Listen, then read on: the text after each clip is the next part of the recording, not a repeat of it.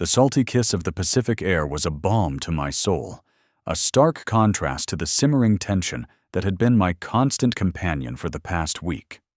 My husband, Mark, had insisted on this beach vacation, a desperate attempt to reclaim some semblance of normalcy after a particularly bruising period at work. And for the first 2 days, it had worked. The rhythmic crash of waves, the endless expanse of cerulean sky, the sheer, unadulterated joy on my children's faces as they dug their toes into the warm, yielding sand. It had all been a much-needed reset. Lily, my spirited 7-year-old, with her sun-bleached hair perpetually escaping its braids and a grin that could melt glaciers, was in her element. Her younger brother, Leo, a whirlwind of sandy knees and infectious giggles at 5, was equally enthralled. They were a blur of motion, their small bodies a testament to the unburdened freedom of childhood. Their current project, a magnificent sandcastle that was rapidly evolving into a miniature fortress, was the epicenter of their universe. Moats were being meticulously dug, turrets were being painstakingly sculpted, and a grand seashell-adorned flag was proudly planted atop the highest peak. I sat on my beach blanket, a comfortable distance away, a well-worn paperback in my lap, though my eyes were more often drawn to my children than to the printed page. Their laughter, pure and unrestrained, was the soundtrack to my afternoon. Mark was further up the beach, engaged in a losing battle with a kite that seemed determined to remain earthbound. It was, for all intents and purposes, a perfect beach day. Then, the shadow fell. It wasn't a literal shadow. Not at first. It was more of a subtle shift in the atmosphere, a prickle of unease that ran down my spine. My gaze drifted towards the source of this nascent discomfort. A woman, impeccably dressed for the beach in a crisp white linen sundress and oversized designer sunglasses, was approaching our little patch of paradise. She moved with an air of practiced entitlement, her stride purposeful, her expression a carefully cultivated mask of serene disapproval. Her name, I would soon learn, was Karen. And Karen, it turned out, had a very specific idea of how a beach should be. She stopped a few feet from our blanket, her gaze sweeping over the scene with an almost surgical precision. Her eyes, hidden behind dark lenses, seemed to dissect every grain of sand, every misplaced shell, every stray toy. They finally landed on Lily and Leo's sandcastle. A slight, almost imperceptible tightening of her jaw was my first clue that this was not going to be a friendly encounter. "Excuse me," she said, her voice a smooth, almost silken murmur, yet with an edge that suggested it could easily sharpen into a blade. It was the kind of voice that implied she was accustomed to being obeyed. I lowered my book, offering a polite, if slightly hesitant, smile. "Yes?" "Your children's construction," she began, her gaze flicking back to the sandcastle, then to the sheer expanse of empty beach surrounding us.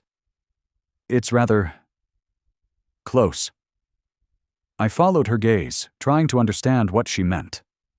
The sandcastle, while impressive in its scope, was easily 20 feet from our blanket, and there was a vast unoccupied stretch of sand between it and the nearest occupied beach space, which was, in fact, Karen's own meticulously arranged setup, complete with a perfectly positioned umbrella, pristine towels, and a cooler that looked like it belonged in a high-end magazine spread. "Close to what?" I asked, my politeness starting to fray at the edges. Her lips thinned. "To my towel, to my personal space." She gestured vaguely with a perfectly manicured hand. "It's encroaching." I blinked. Encroaching? A sandcastle built by 2 small children who were utterly absorbed in their imaginary world? The sheer absurdity of the accusation was almost comical. "I'm sorry," I said, choosing my words carefully. "But there's plenty of space. We're not bothering anyone." Her smile was a brittle thing, devoid of warmth. That's subjective, isn't it? Some people prefer a certain tranquility, and frankly, the vibrations from all that digging are quite disruptive. Vibrations? I glanced at Lily and Leo. They were humming a tuneless song as they padded down a ramp. The only vibrations were the gentle thrum of the ocean and the happy chirping of seagulls. I assure you, I said, my voice gaining a little more firmness. They're not causing any vibrations. They're just playing. Playing that is impacting my ability to relax, she countered, her voice rising ever so slightly. I came here for peace and quiet, not to be subjected to amateur landscaping. Amateur landscaping. The words hung in the air, laced with a condescension that was as thick as the humidity. I could feel a flush creeping up my neck. Mark always said I had a bit of a temper, and this woman was doing her level best to fan the flames. Look, I said, trying to keep my voice even. I understand you want to relax. We do too. But this is a public beach. And my children are well within their rights to build a sandcastle. It's not even that close. It's too close for my comfort, she declared, her gaze fixed on me with an unwavering intensity. And I don't see why I should have to move my belongings because your children are overzealous. Overzealous. I had to bite my tongue to keep from retorting. My children were overzealous about building a sandcastle, a perfectly innocent pastime. This woman was overzealous about her personal bubble, a bubble that seemed to be made of pure, unadulterated entitlement. Perhaps, I suggested, my voice laced with a hint of sarcasm I couldn't quite suppress, you could move your towel a little further away. There's a lot of empty beach. Her chin tilted upwards, a gesture of supreme offense. I shouldn't have to move. I was here first, and my belongings are perfectly positioned. It's your children who are in the wrong place. At this point, Lily, sensing the shift in the adult conversation, had paused her sandcastle endeavors and was watching us with wide, curious eyes. Leo, bless his innocent heart, had already returned to his digging, oblivious to the unfolding drama. They're children, I said, my voice tight. They're not trying to offend you. They're just having fun. Fun that is intruding on my enjoyment, she repeated, her voice a low, insistent hum. I'm going to have to ask you to manage your children's activities more appropriately. Manage their activities. The implication was clear. I was a negligent parent, and my children were unruly nuisances. The injustice of it all was starting to chafe. I'm not going to manage them to the point of stopping them from playing, I said, my voice hardening. They're not doing anything wrong. Karen let out a small, exasperated sigh, as if dealing with me was the greatest burden she had ever been forced to bear. This is ridiculous. I will not tolerate this proximity. I'm going to have to call security. The words hung in the air, heavy with disbelief. Security?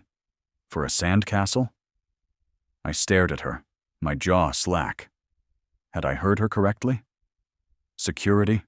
I repeated, my voice a little shaky from the sheer audacity of it all. You're calling security because my kids built a sandcastle too close to your towel? She gave me a look that suggested I was the one who was being unreasonable. Precisely. I expect a certain level of order and consideration on the beach, and this is not it. She turned away from me, her posture radiating an air of finality. I watched, dumbfounded, as she reached into her designer beach bag and pulled out her phone. My mind raced. Was this a joke? Was she actually going to do it? Lily, her lower lip trembling slightly, looked at me. Mommy, is the lady mad at us? I forced a reassuring smile, though my heart was pounding. No, sweetie, the lady is just a little bit confused. But as Karen dialed, her face set in grim determination, I knew that confused was a gross understatement. We were about to witness a level of petty absurdity that I hadn't thought possible. all because of a sandcastle. The perfect beach day had officially taken a sharp, unwelcome turn. The salty air suddenly felt a little less soothing, a little more charged with an impending storm of Karen-induced chaos. The sharp, distinct click of Karen's phone as she initiated the call echoed in the suddenly still air, a sound that felt disproportionately loud against the gentle murmur of the waves. It was a punctuation mark on an absurdity I was still struggling to comprehend. My gaze flickered between Karen's rigid profile, her lips pressed into a thin, unforgiving line, and my daughter, Lily, whose lower lip was starting to tremble. Leo, bless his oblivious sandy heart, was still meticulously patting a turret, humming a tuneless little song. "You're calling security," I stated, my voice a low, disbelieving rumble. It wasn't a question. It was an acknowledgement of the sheer, unadulterated ridiculousness unfolding before me. Karen didn't even deign to look at me. Her entire focus seemed to be on the glowing screen in her hand, her thumb moving with alarming speed. "I'm reporting a disturbance, a boundary violation." Her tone was clipped, precise, as if she were dictating a formal complaint to a subordinate. "Yes, it's about a sandcastle. Apparently some people believe public beaches are their personal kingdom. No, it's not a joke. It's amateur landscaping, and it's encroaching." My mind reeled. Amateur landscaping. My kids, with their plastic shovels and buckets, were engaged in amateur landscaping. The salt spray seemed to sting my cheeks, a physical manifestation of the heat rising within me. I could feel Mark's eyes on me, a silent plea for de-escalation. But this had gone beyond the pale. This wasn't about a towel being too close. This was about a manufactured crisis, a desperate need for control in a space meant for carefree abandon. Lily's small hand found mine, her grip surprisingly tight. "Mommy, she's mad at our castle," she whispered, her voice laced with confusion and a dawning fear. "No, sweetie," I said, forcing a smile that felt brittle. "She's just mistaken. Our castle is just fine." I met Karen's eyes then, a direct challenge. "There's plenty of space, ma'am. My children are 7 and 5. They're playing. That's what children do on a beach." Karen finally lowered her phone, her gaze sweeping over me with an air of profound disappointment, as if I were a particularly dull student who had failed to grasp a simple concept. "With all due respect," she began, the phrase dripping with insincerity. "This is a public beach, and I have a right to enjoy my space. Your children's creative endeavors are impacting my ability to do so. They have been quite disruptive. My children's infectious giggles and the satisfying thud of sand being packed were disruptive? Compared to what? Her own meticulously arranged beach umbrella and the oppressive aura of her entitlement? Disruptive? I repeated, the word tasting like ash in my mouth. They're building a sandcastle, not staging a protest. There are hundreds of yards of beach in every direction. We are not impeding you in any conceivable way. I gestured expansively, trying to emphasize the sheer scale of the beach, the vastness of the ocean, the utter insignificance of our sandcastle in the grand scheme of things. It was like trying to explain the concept of personal space to a creature that only understood territorial dominance. "That is a subjective assessment," Karen declared, her voice regaining its steely edge. "And frankly, I don't appreciate your tone. I am trying to resolve this amicably, but if I must involve security, I will." She raised her phone again, her finger poised over the keypad. "Amicably?" I laughed, a short, sharp bark of disbelief. "You're calling security because my kids built a sandcastle. This is beyond anything I've ever... I don't even know what to call this. It's a new level of... something."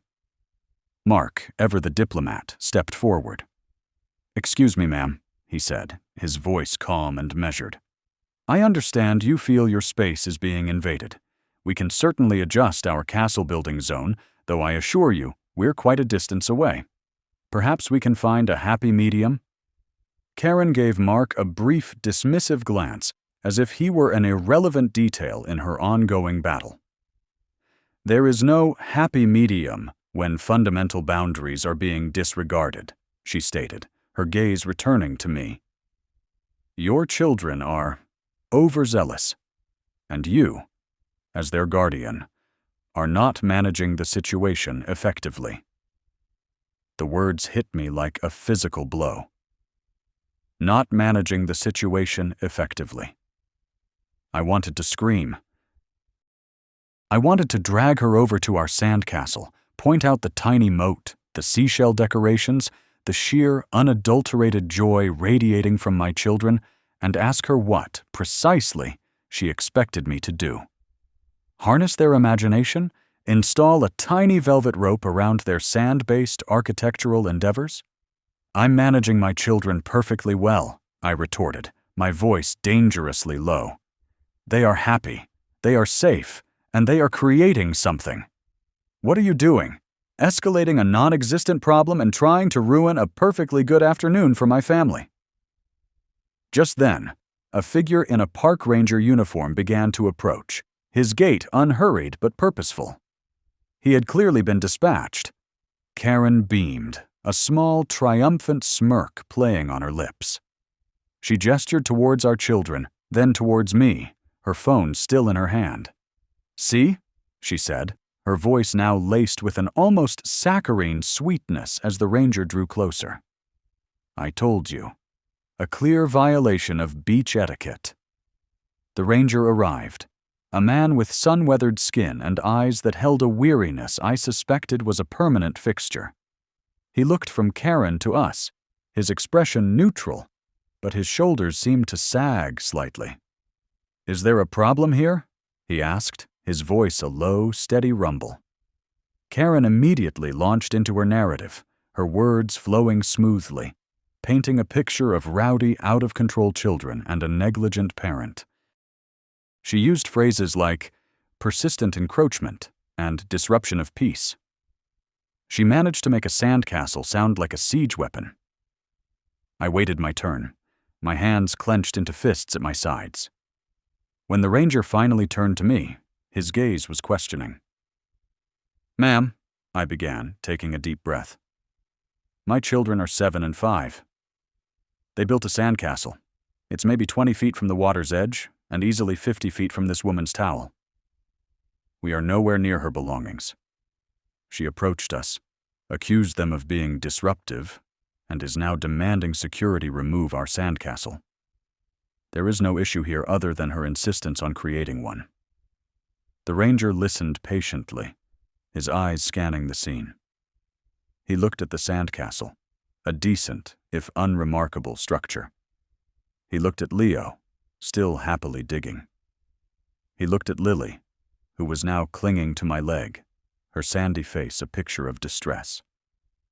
He looked at Karen, who stood with her arms crossed, radiating an aura of righteous indignation. He then turned his gaze back to Karen. "Ma'am," he said, his voice gentle but firm, "the children are well within the designated beach area. Their sandcastle is not causing any obstruction. We generally don't intervene in sandcastle construction unless it's blocking a public walkway or is of a dangerous size." He paused, then added, "There appears to be ample space for everyone to enjoy the beach." Karen's face flushed a deep crimson. Her carefully cultivated mask of serene disapproval cracked, revealing a flicker of pure rage. "Are you telling me," she hissed, her voice dangerously low, "that you're siding with them?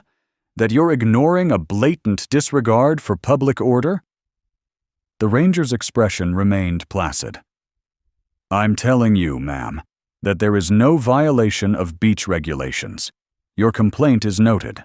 However, we will not be taking any action regarding the sandcastle." He offered a small, apologetic shrug. Perhaps you could relocate your towel a little further down the beach? There's plenty of open space." He didn't wait for a response. He gave us a brief nod and continued his patrol, leaving Karen standing there, utterly incandescent. The silence that followed was thick with unspoken fury. Her triumph had been short-lived, her manufactured crisis deflated by a dose of reality, and a park ranger who understood the difference between a nuisance and a genuine problem.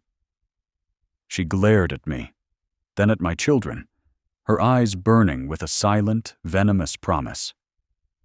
It was clear she wouldn't forget this. The palpable tension radiating from her was a stark contrast to the relaxed atmosphere that had permeated our family just moments before. Lily whimpered softly, burying her face in my shorts. "Come on, kids," Mark said, his voice a touch strained as he began to dismantle our beach chairs. "Let's just pack up for a bit, get some ice cream." I scooped Leo into my arms, his small body warm and sandy. Lily, still clinging to my leg, looked up at Karen one last time, her eyes wide with a mixture of fear and confusion. Karen, meanwhile, was already retrieving her phone, her thumb hovering over the screen once more. I didn't know what she was doing this time, but I knew one thing for sure. This encounter had irrevocably soured the pristine beauty of the day. The salty kiss of the Pacific air still brushed my face, but it was now tinged with the bitter aftertaste of entitlement and the absurd absurdity of a Sandcastle war.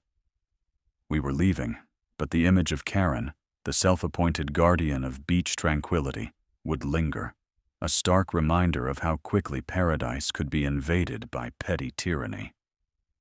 As we walked away, I couldn't help but glance back. Karen was still standing there, a solitary, rigid figure against the vast expanse of the ocean, her phone held aloft, as if still searching for an authority who would validate her utterly ridiculous grievance. I watched from the edge of the parking lot as my family loaded back into the car. The salty kiss of the Pacific air, which had been so balm to my frazzled nerves just hours before, now felt heavy, almost suffocating. The rhythmic crash of waves, once a soothing lullaby, seemed to carry a discordant note of irritation. Leo, bless his oblivious heart, was already asking if we could go back to the beach tomorrow. Lily, however, was quieter than usual, her sun-bleached hair still damp, her eyes holding a flicker of the bewilderment that mirrored my own. "It's okay, sweetie," I said, forcing a smile that felt as brittle as a dried-out seashell. "We'll find another beach, or maybe we can just play in the hotel pool." Mark squeezed my shoulder as he passed, his own expression a familiar blend of sympathy and mild exasperation. He'd seen this kind of thing before, this particular brand of entitlement that seemed to bloom so readily in certain people. He knew I was simmering, that the injustice of it all was chafing at me. "Don't let her ruin our vacation," he murmured, his voice gentle but firm. "She's clearly got her own issues. We don't need to carry them with us." I nodded, but the image of Karen, standing there on the sand, her phone pressed to her ear, her face a mask of righteous indignation, was stubbornly etched in my mind. The park ranger, bless his pragmatic soul, had handled it with a professionalism that bordered on the heroic, but the sheer absurdity of the situation lingered. A sandcastle. A sandcastle built by two small children had apparently been perceived as a threat of seismic proportions. We drove away, leaving behind the vast expanse of sand that had been, for a few short hours, a sanctuary. The further we got, the more the encounter felt like a bizarre dream, a hallucination brought on by too much sun and not enough sleep. But the memory of Lily's crestfallen face, the way Leo had looked around, confused by the sudden shift in atmosphere, was all too real. As we pulled onto the highway, the cerulean sky beginning to deepen into the soft hues of late afternoon, I couldn't shake the feeling of unease. It wasn't just about the ruined beach day, it was about the principle of it. The unadulterated gall of someone like Karen, who seemed to believe the world owed her a meticulously curated experience, free from any perceived inconvenience, no matter how minor. "Do you think she's still there?" Lily asked, her voice small. I glanced in the rearview mirror, a faint smile touching my lips. "Probably still trying to figure out how to file a complaint against a Sandcastle." Mark chuckled from the passenger seat. "I wouldn't be surprised if she reported it to the International Sandcastle Police. Imagine the paperwork." We all laughed, a shared release of the tension that had settled over us. But even as the laughter faded, a nagging thought persisted. What if Karen, in her pursuit of perceived justice, decided to take her grievance further? The park ranger had been clear. No violation. But Karen, I suspected, operated on a different set of rules, a subjective reality where her personal comfort trumped all else. Later that evening, after a decidedly less than satisfying dinner at a generic chain restaurant, we returned to our hotel. The kids were exhausted, their earlier beach exuberance replaced by a quiet weariness.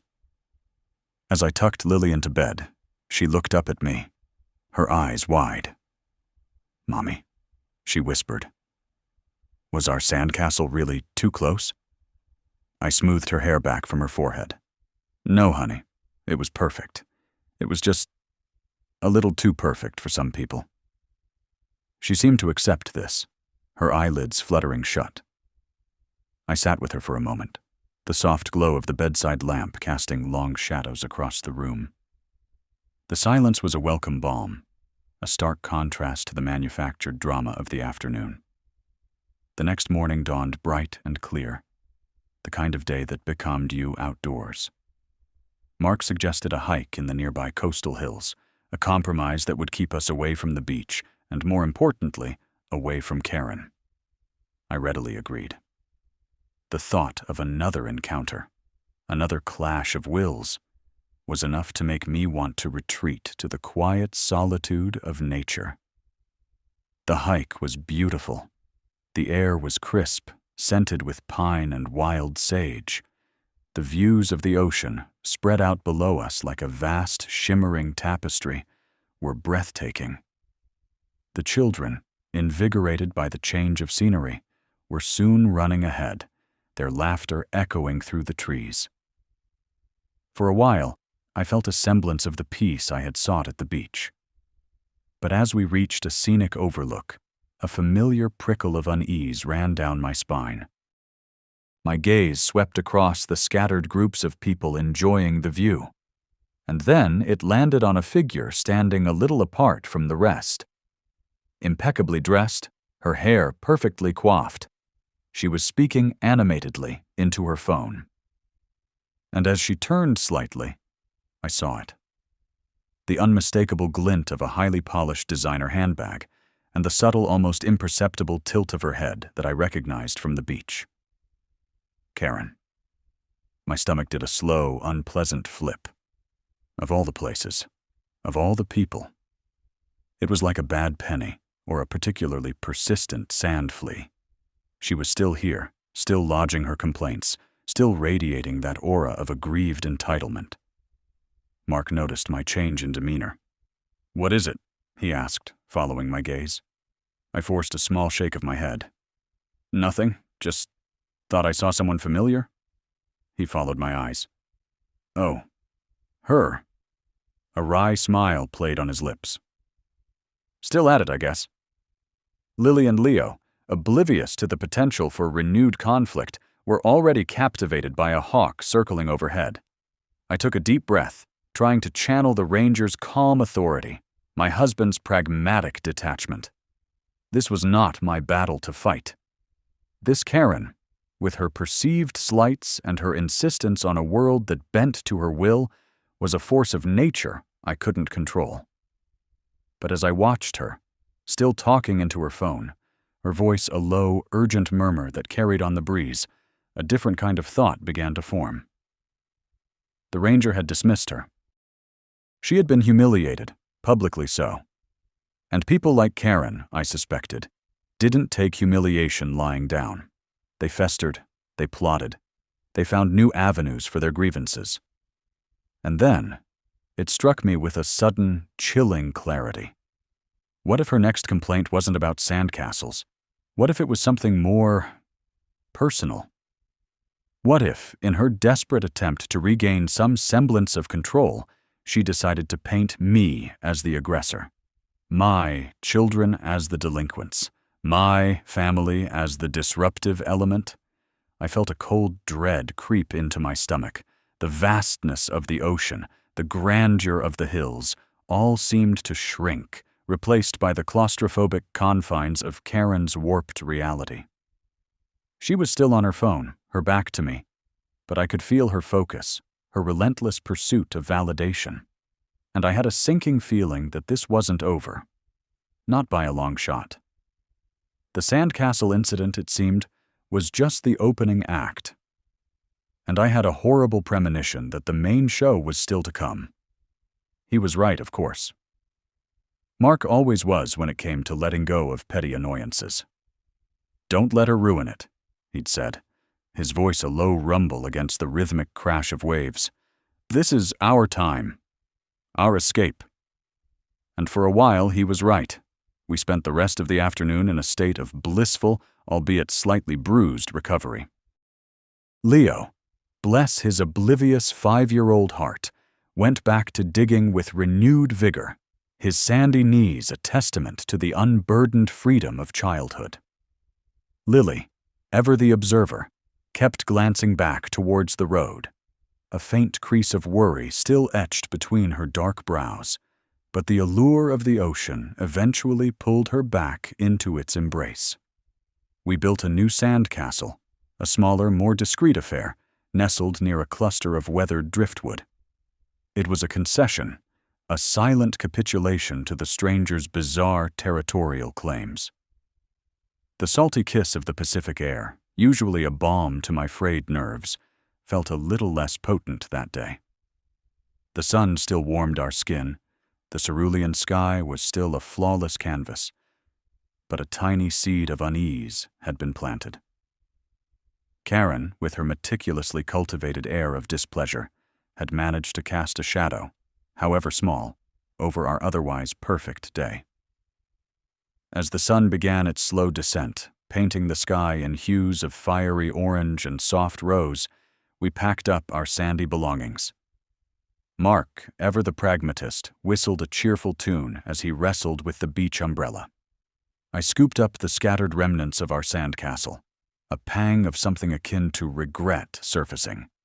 It had been such a magnificent structure, a testament to my children's boundless imagination and my own surprisingly adept amateur landscaping skills. Now, it was just a pile of wet sand, a casualty of a conflict I never saw coming. "Come on, gang," Mark called, slinging the cooler over his shoulder. "Let's grab some ice cream before we head back to the hotel." The promise of sugary, frozen goodness was enough to coax even the most reluctant child. Lily and Leo, their sun-bleached hair a halo around their flushed faces, raced towards the boardwalk, their small bodies a blur of motion. I followed, a little slower, my gaze drifting back towards the scenic overlook we'd passed on our way down to the beach. I'd noticed Karen there earlier, perched on a bench, her phone pressed to her ear, her expression one of intense, almost theatrical, displeasure. She'd been there for a good 20 minutes, a solitary dark figure against the vibrant backdrop of the ocean. A prickle of unease, a whisper of what if, slithered into my mind. Mark had assured me the ranger had handled it, that Karen's complaint was dismissed, but Karen, I suspected, was not the type to accept dismissal. She was the type to escalate, to find a new battlefield when the first one proved uncooperative, and her current location, the scenic overlook, was precisely the kind of place where one might make a dramatic phone call, a carefully crafted narrative designed to elicit sympathy and, perhaps, retribution. "You okay?" Mark asked, falling into step beside me. He'd noticed my lingering gaze. "Yeah," I lied, forcing a smile. "Just thinking about that sandcastle. It was pretty epic, wasn't it? He chuckled. It was. But don't worry, we'll build another one tomorrow. Bigger and better. I nodded, but the unease persisted. It was a subjective thing, this feeling. On the vast expanse of the beach, Karen's complaint had felt absurd, a microscopic annoyance in the grand scheme of things. But now, seeing her at the overlook, still on her phone, it felt different. It felt like the prelude to something else. I imagined her voice, that silken murmur that could easily sharpen into a blade, weaving a tale of woe. A tale of a family, myself included, who had deliberately and maliciously disturbed her peace, who had subjected her to undue stress and harassment. We got our ice cream, the cold sweetness a welcome distraction. Leo's face was soon smeared with chocolate, his giggles infectious. Lily, though quieter, seemed to be enjoying her strawberry swirl. Mark was relaxed, his arm around my shoulders, the warmth of his touch a familiar comfort. For a few precious moments, the nagging worry receded, buried beneath the simple joys of family and frozen treats. But as we walked back to the car, I couldn't shake the image of Karen at the overlook. She was still there. I was sure of it. And she was on her phone. What was she saying? Who was she talking to? Was she painting me, my children, my husband, as some kind of beach-going villains? The drive back to the hotel was filled with the usual post-beach chatter. Leo recounted his latest sand-digging adventures with the dramatic flair of a seasoned storyteller. Lily described the intricate patterns the waves made on the shore. Mark pointed out a pod of dolphins leaping in the distance, their sleek bodies a fleeting silver streak against the darkening sea. I contributed, I laughed, I engaged. But a part of me was still at that overlook, straining to hear Karen's words, bracing for an impact I couldn't yet define. Back in our hotel room, the routine of showering and changing into clean clothes was a comforting anchor. The salty residue of the ocean was washed away, replaced by the clean scent of hotel soap. As I brushed my teeth, I caught my reflection in the mirror. My hair was still damp, my eyes a little tired from the sun. But there was a new tension in my jaw, a subtle tightening around my mouth that hadn't been there that morning. "You're still thinking about it, aren't you?" Mark asked, leaning against the doorframe, his voice soft. He'd changed into a fresh t-shirt and shorts, looking as relaxed as ever. I sighed, spitting into the sink. It was so ridiculous. The ranger practically laughed at her, and then she's up there, on her phone, still fuming. It feels like unfinished business. "She'll get over it," Mark said, walking over and gently taking the toothbrush from my hand. He dried my mouth with a towel, his touch soothing. People like that thrive on manufactured drama. "She'll find someone else to bother tomorrow." "But what if she doesn't just get over it?" I countered, my voice hushed. "What if she actually called someone? Like security, not just the park ranger. What if she's complaining to the hotel management? Or the police? What if she's making up some story about us being nuisances? Or worse?" Mark's brow furrowed slightly. "Now you're letting your imagination run wild. It was a sandcastle, for crying out loud. And the ranger told her to move her towel. That's the end of it." "Is it?" I asked, looking at him, searching for reassurance but finding only a flicker of concern in his eyes. Because I have a sinking feeling that for Karen, this is just the beginning. She's going to want to win. And if she can't win on the beach, she'll find another way. He pulled me into a hug, his arms wrapping around me tightly. "Then we'll deal with it when it happens. But for tonight, can we just forget about her? Let's order some room service, watch a dumb movie, and pretend the only drama in our lives is whether to get the extra cheese." I leaned into his embrace, the scent of his clean t-shirt a welcome contrast to the lingering salt and sand. He was right, of course. Worrying about what Karen might do was a futile exercise. It was like trying to predict the exact pattern of the waves. But the memory of her cold, imperious gaze, the sheer entitlement radiating